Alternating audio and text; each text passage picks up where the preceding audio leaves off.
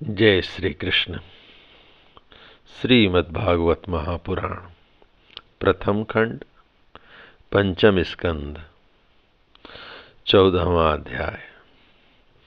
श्री सुखदेव जी कहते हैं, राजन, देहाभिमानी जीवों के द्वारा सत्वादि गुणों के भेद से शुभ, अशुभ और मिश्र 3 प्रकार के कर्म होते रहते हैं।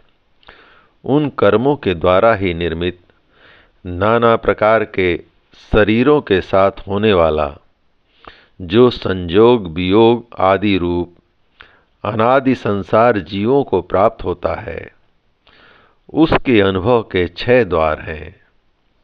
मन और 5 ज्ञानेंद्रियां। उनसे विवश होकर यह जीव शुभ मार्ग भूलकर भयंकर वन में भटकते हुए धन के लोभी बनिजारों के समान परम समर्थ भगवान विष्णु के आश्रित रहने वाली माया की प्रेरणा से बीहड़ वन के समान दुर्गम मार्ग में पड़कर संसार वन में जा पहुंचता है। यह वन शमशान के समान अत्यंत अशुभ है। इसमें भटकते हुए उसे अपने शरीर से किए हुए कर्मों का फल भोगना पड़ता है। यहाँ अनेकों विघ्नों के कारण उसे अपने व्यापार में सफलता भी नहीं मिलती, तो भी वह उसके श्रम को शांत करने वाले श्री हरि एवं गुरुदेव के चरणाबिंद मकरंद मधु के रसिक भक्त भ्रमरों के मार्ग का अनुसरण नहीं करता। इस संसार वन में मन सहित 6 इंद्रियां ही अपने कर्मों की दृष्टि से डाकुओं के समान है। पुरुष बहुत सा कष्ट उठाकर जो धन कमाता है, उसका उपयोग धर्म में होना चाहिए। वही धर्म यदि साक्षात भगवान परम पुरुष की आराधना के रूप में होता है, तो उसे परलोक में निःश्रेयस का हेतु बतलाया गया है। किंतु जिस मनुष्य का बुद्धि रूप सारथी विवेकहीन होता है और मन बस में नहीं होता, उसके उस धर्मोपयोगी धन को ये मन सहित 6 इंद्रियां देखना, स्पर्श करना, सुनना, स्वाद लेना, सूंघना, संकल्प विकल्प करना और निश्चय करना, इन वृत्तियों के द्वारा गृहस्थोचित विषय भोगों में फंसाकर उसी प्रकार लूट लेती हैं। जिस प्रकार बेईमान मुखिया का अनुगमन करने वाले एवं असावधान बनिजारों के दल का धन चोर डाकू लूट ले जाते हैं, ये ही नहीं, उस संसार वन में रहने वाले उसके कुटुंबी भी, जो नाम से तो स्त्री पुत्रादि कहे जाते हैं, किंतु कर्म जिनके साक्षात भेड़ियों और गीदड़ों के समान होते हैं, उस अर्थ लोलुप कुटुंबी के धन को उसकी इच्छा न रहने पर भी उसके देखते देखते इस प्रकार छीन ले जाते हैं, जैसे भेड़िए गड़रियों से सुरक्षित भेड़ों को उठा ले जाते हैं। जिस प्रकार यदि किसी खेत के बीजों को अग्नि द्वारा जला न दिया गया हो, तो प्रतिवर्ष जोतने पर भी खेती का समय आने पर वह फिर झाड़ झंकार लता और तृण आदि से गहन हो जाता है, उसी प्रकार यह गृहस्थ आश्रम भी कर्म भूमि है। इसमें भी कर्मों का सर्वथा उच्छेद कभी नहीं होता, क्योंकि यह घर कामनाओं की पिटारी है। उस गृहस्थ आश्रम में आसक्त हुए व्यक्ति के धन रूप बाहरी प्राणों को डांस और मच्छरों के समान नीच पुरुषों से तथा टिड्डी, पक्षी, चोर और चूहे आदि से क्षति पहुंचती रहती है। कभी इस मार्ग में भटकते भटकते यह अविद्या, कामना और कर्मों से कलुषित हुए अपने चित्त से दृष्टि दोष के कारण इस मर्त्य लोक को, जो गंधर्व नगर के समान असत है, सत्य समझने लगता है। फिर खान पान और स्त्री प्रसंगादि व्यसनों में फंसकर मृग तृष्णा के समान मिथ्या विषयों की ओर दौड़ने लगता है। कभी बुद्धि के रजोगुण से प्रभावित होने पर सारे अनर्थों की जड़ अग्नि के मल रूप सोने को ही सुख का साधन समझकर उसे पाने के लिए लालायित हो इस प्रकार दौड़ धूप करने लगता है, जैसे वन में जाड़े से ठिठुरता हुआ पुरुष अग्नि के लिए व्याकुल होकर उन्मुख पिशाच की आगिया बेताल की ओर उसे आग समझकर दौड़ पड़ता है। कभी इस शरीर को जीवित रखने वाले घर, अन्न और जल और धन आदि में अभिनिवेश करके इस संसार अरण्य में इधर उधर दौड़ धूप करता रहता है। कभी बवंडर के समान आंखों में धूल झोंक देने वाली स्त्री गोद में बैठा लेती है तो तत्काल रागांध सा होकर सत्पुरुषों की मर्यादा का भी विचार नहीं करता। उस समय नेत्रों में रजोगुण की धूल भर जाने से बुद्धि ऐसी मलिन हो जाती है कि अपने कर्मों के साक्षी दिशाओं के देवताओं को भी भुला देता है। कभी अपने आप ही एकाध बार विषयों का मिथ्यात्व जान लेने पर भी अनादिकाल से देह में आत्मबुद्धि रहने से विवेक बुद्धि नष्ट हो जाने के कारण उन मरु मरीचिका तुल्य विषयों की ओर ही फिर दौड़ने लगता है। कभी प्रत्यक्ष शब्द करने वाले उल्लू के समान शत्रुओं की और परोक्ष रूप से बोलने वाले झिंगुरों के समान राजा की अति कठोर एवं दिल को दहला देने वाली डरावनी डांट डपट से इसके कान और मन को बड़ी व्यथा होती है। पूर्व पुण्य क्षीण हो जाने पर यह जीवित ही मुर्दे के समान हो जाता है और जो कारस्कर एवं कांगतुंड आदि जहरीले फलों वाले पाप वृक्षों, इसी प्रकार की दूषित लताओं और विषैले कुओं के समान है तथा जिनका धन इस लोक और परलोक दोनों के ही काम में नहीं आता और जो जीते हुए मुर्दे के समान है, उन कृपण पुरुषों का आश्रय लेता है। कभी असत पुरुषों के संग से बुद्धि बिगड़ जाने के कारण सूखी नदी में गिरकर दुखी होने के समान इस लोक और परलोक में दुख देने वाले पाखंड में फंस जाता है।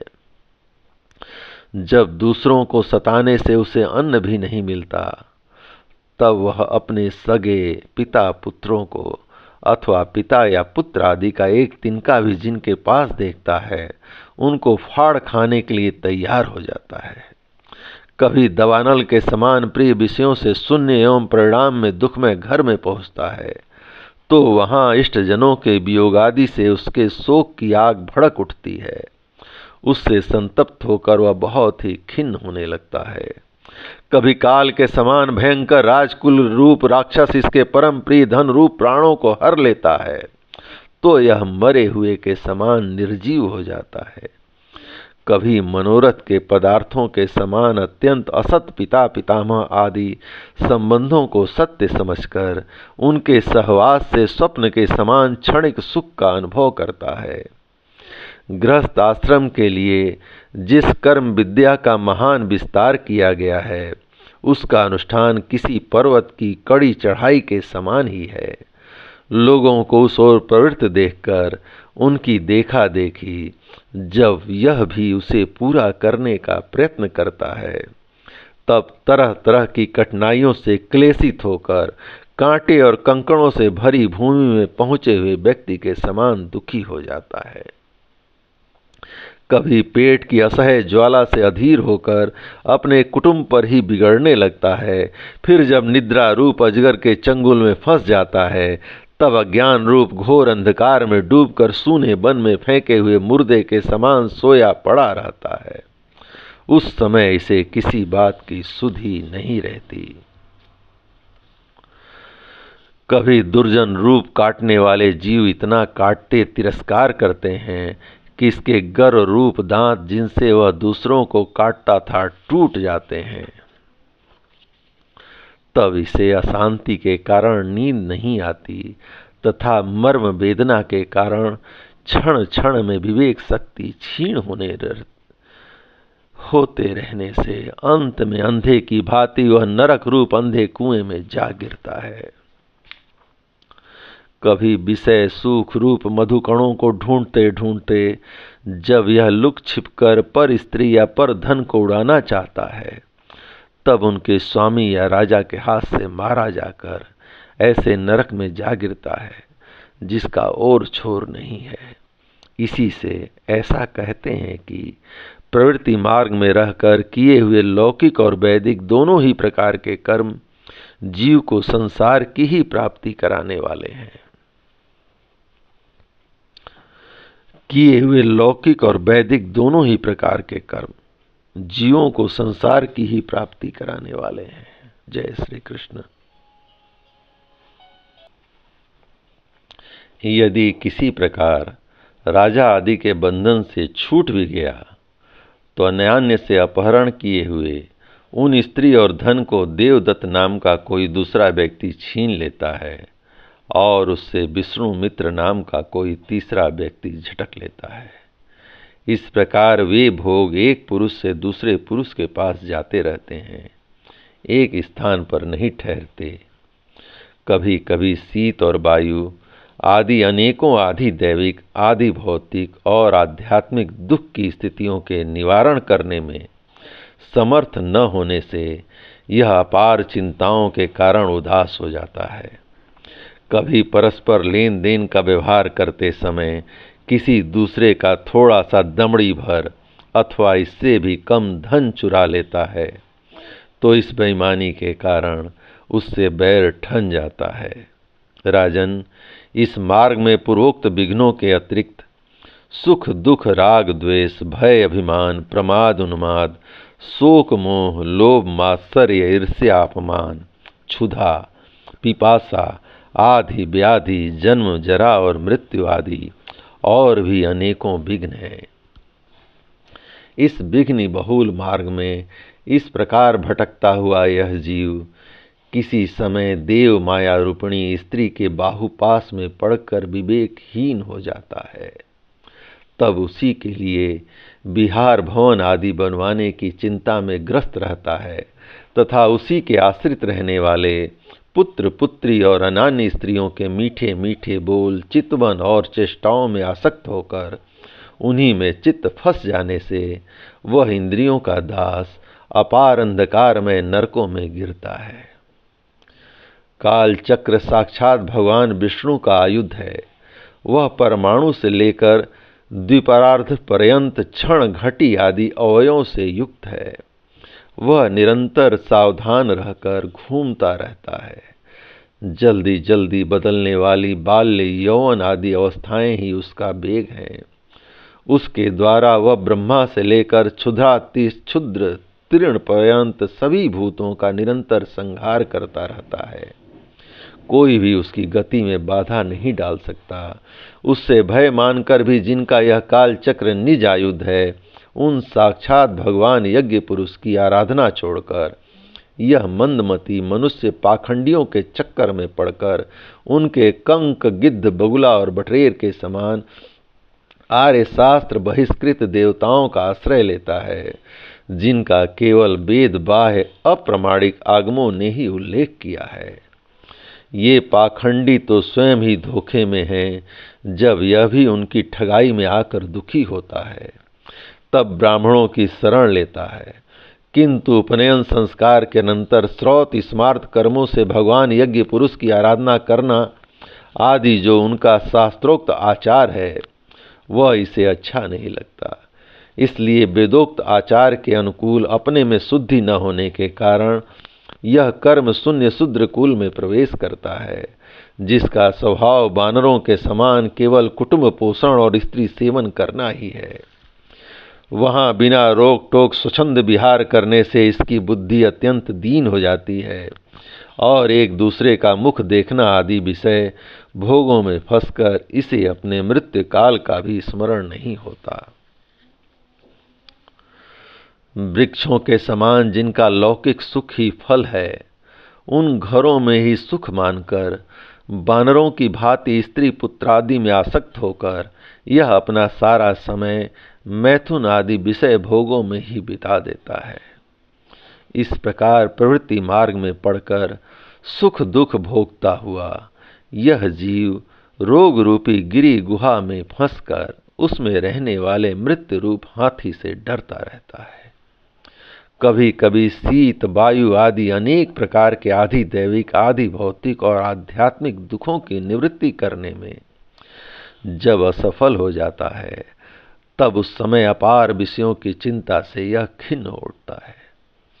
कभी आपस में क्रय विक्रय आदि व्यापार करने पर बहुत कंजूसी करने से इसे थोड़ा सा धन हाथ लग जाता है।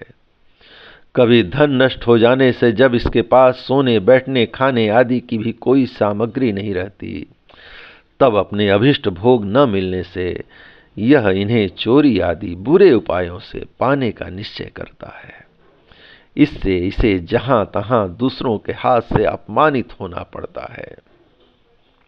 इस प्रकार धन की आसक्ति से परस्पर बैर भाव बढ़ जाने पर भी वह अपनी पूर्व वासनाओं से विवश होकर आपस में विवाह आदि संबंध करता और छोड़ता रहता है। इस संसार मार्ग में चलने वाला यह जीव अनेक प्रकार के क्लेश और विघ्न बाधाओं से बाधित होने पर मार्ग में जिस पर जहां आपत्ति आती है अथवा जो कोई मर जाता है उसे जहां का तहां छोड़ देता है तथा नए जन्मे हुओं को साथ में ले लेता है। कभी किसी के लिए शोक करता है, किसी का दुख देखकर मूर्छित हो जाता है, किसी के वियोग होने की आशंका से भयभीत हो उठता है, किसी से झगड़ने लगता है, कोई आपत्ति आती है तो रोने लगता है, कहीं कोई मन के अनुकूल बात हो गई तो प्रसन्नता के मारे फूला नहीं समाता, कभी गाने लगता है और कभी उन्हीं के लिए बंधने में भी नहीं हिचकता। साधुजन इसके पास कभी नहीं आते। यह साधु संग से सदा वंचित रहता है। इस प्रकार यह निरंतर आगे ही बढ़ रहा है, जहाँ से इसकी यात्रा आरंभ हुई है और जिसे इस मार्ग की अंतिम अवधि कहते हैं, उस परमात्मा के पास यह अभी तक नहीं लौटा है। परमात्मा तक तो योग शास्त्र की भी गति नहीं है। जिन्होंने सब प्रकार के दंड का त्याग कर दिया है, वे निवृत्ति परायण संयात्मा मुनिजन ही उसे प्राप्त कर पाते हैं। जो दिग्गजों को जीतने वाले और बड़े बड़े यज्ञों का अनुष्ठान करने वाले राजर्षि हैं, उनकी भी वहां तक गति नहीं है। वे संग्राम भूमि में शत्रुओं का सामना करके केवल प्राण परित्याग ही करते हैं तथा जिसमें यह मेरी है ऐसा अभिमान करके बैर ठाना है, उस पृथ्वी में ही अपना शरीर छोड़कर स्वयं परलोक को चले जाते हैं। इस संसार से वे भी पार नहीं होते। अपने पुण्य कर्म रूप लता का आश्रय लेकर यदि किसी प्रकार यह जीव इन आपत्तियों से अथवा नरक से छुटकारा पा भी जाता है, तो फिर इसी प्रकार संसार मार्ग में भटकता हुआ इस जन समुदाय में मिल जाता है। यही दशा स्वर्गादि उर्ग लोकों में जाने वालों की भी है। राजन, राजर्षि भरत के विषय में पंडित जन ऐसा कहते हैं, जैसे गरुड़ की होड़ कोई मक्खी नहीं कर सकती, उसी प्रकार राजर्षि महात्मा भरत के मार्ग का कोई अन्य राजा मन से भी अनुसरण नहीं कर सकता। उन्होंने पूर्ण कीर्ति श्री हरि में अनुरक्त होकर अति मनोरम स्त्री पुत्र मित्र और राजादि को युवावस्था में ही विष्टा के समान त्याग दिया था। दूसरों के लिए तो उन्हें त्यागना बहुत ही कठिन है। उन्होंने अति दुर्त्यज्य पृथ्वी पुत्र स्वजन संपत्ति और स्त्री की तथा जिसके लिए बड़े बड़े देवता भी ललायित रहते हैं, किंतु जो स्वयं उनकी दया दृष्टि के लिए उन पर दृष्टिपात करती रहती थी, उस लक्ष्मी की भी लेस मात्र इच्छा नहीं की। यह सब उनके लिए उचित ही था, क्योंकि जिन महानुभावों का चित्त भगवान मधुसूदन की सेवा में अनुरक्त हो गया है, उनकी दृष्टि में मोक्ष पद भी अत्यंत तुच्छ है। उन्होंने मृग शरीर छोड़ने की इच्छा होने पर उच्च स्वर से कहा था कि धर्म की रक्षा करने वाले, धर्मानुष्ठान में निपुण, योग गम्य सांख्य के प्रतिपाद्य, प्रकृति के आधीश्वर, यज्ञ मूर्ति, सर्वांतर्यामी श्री हरि को नमस्कार है। राजन, राजर्षि भरत के पवित्र गुण और कर्मों की भक्त जन भी प्रशंसा करते हैं। उनका यह चरित्र बड़ा कल्याणकारी, आयु और धन की वृद्धि करने वाला, लोक में सुयश बढ़ाने वाला और अंत में स्वर्ग तथा मोक्ष की प्राप्ति कराने वाला है। जो पुरुष इसे सुनता या सुनाता है, इसका अभिनंदन करता है, इसकी सारी कामनाएं स्वयं ही पूर्ण हो जाती हैं। दूसरों से उसे कुछ भी नहीं मांगना पड़ता। जय श्री कृष्ण। इस प्रकार श्री कृष्ण भगवान की महान कृपा से श्रीमद् भागवत महापुराण प्रथम खंड पंचम स्कंद का 14वां अध्याय संपूर्ण हुआ। जय श्री कृष्ण।